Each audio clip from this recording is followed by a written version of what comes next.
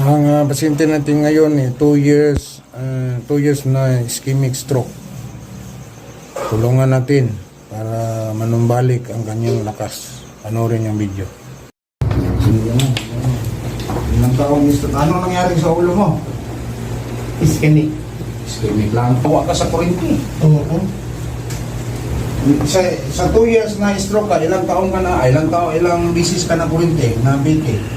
Ay, 4 na buwan. So ilan yan? In 1 week, ilang bisis? 2. Oo, pinahinto ko na 4 rin. na buwan mo.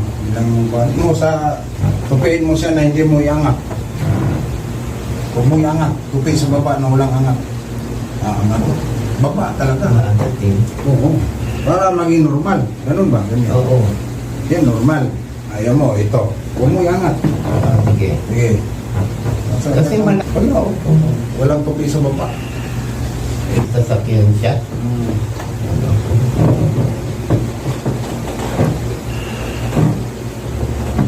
Iangat mo siya na, tupiin mo siya, huwag mo iangat. Nanti. Discuss ang kita mo. Okay, doon. Ba? Hindi mo na iangat. Maganda ang ligament mo. Ginanong ko lang. Ito siya, ganon mo. Ito, gayahin mo siya.